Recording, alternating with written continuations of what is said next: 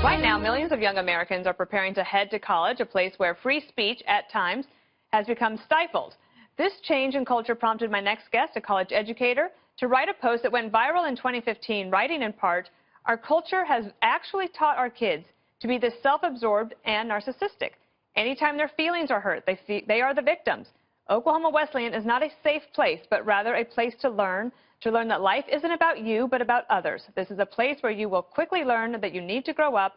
This is not a daycare. This is a university." Dr. Everett Piper is the president of Oklahoma Wesleyan University and author of the new book, Not a Daycare, The Devastating Consequences of Abandoning Truth. So I'm so glad to have you here tonight. And it's amazing that what you're talking about has gone from the university into corporate America. Are you seeing that? Absolutely. It's as predictable as the sunrise. Richard Weaver wrote a seminal work in 1948. It was titled Ideas Have Consequences. And what was his point? Ideas have consequences. They matter. There's no such thing as a neutral idea. Good ideas lead to good culture, good community, good corporations, good government, good kids, and bad ideas lead to the opposite. Your grandmother said garbage in, garbage out, and she was right. Ideas have consequences, and we've been teaching this narcissism and self-absorption. We've been teaching victimization for decades. Why are we surprised to see self-absorbed, narcissistic students who are being vengeful and demonstrating vice rather than virtue in the public square? So when you wrote Not a Daycare, I think people really picked up on that. And I love the cover, which is basically you've got a safety pin as if they needed a diaper. When you say that when you wrote the op-ed, lots more people came to you, seeking you out. They wanted advice. And I wonder, was the problem worse than you even knew? You know, I'm an academic. This is my industry. And I would claim that my industry created this monster. We caused this problem, again, by the lousy ideas we've been teaching for several decades. We're getting lousy results right now in the public square, on our colleges, and even in our corporations, a la this Google story. So, no, I'm not surprised to see the problem.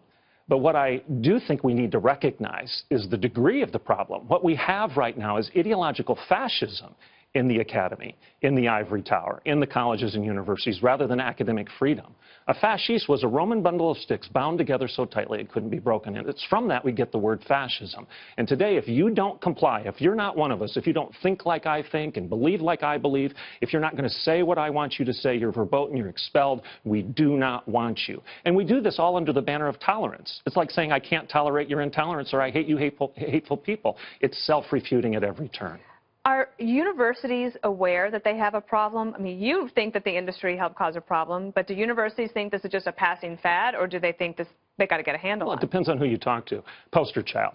I received a hard copy letter from a university in the South, a well-known university, from a gentleman, a Fulbright scholar, who said this to me. I read your daycare piece. I went to your website and read more about you. As an atheist, I dismiss your religion and I dismiss your politics.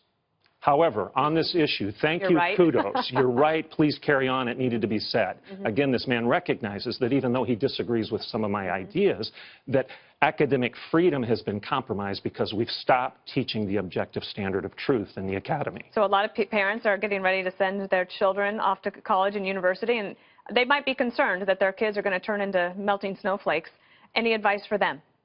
Well, they should be concerned. Why in the world are they paying tens of thousands of dollars to send their kids off to institutions that teach this pablum? They need to vote with their pocketbook and vote with their feet and stop sending their children, their sons and daughters. Your enrollment went up after the op-ed piece. Well, it's tripled in the last 15 years. Amazing. Because we stand for something. I'm not going to sell you vanilla ice cream. We actually believe in the time-tested truths, the self-evident truths that are endowed to us by our Creator. We believe there's a measuring rod outside of those things being measured, or you can do no measuring, to quote C.S. Lewis. We believe that truth judges the debate, not you, not me, not power, not politics, but truth gives us the freedom.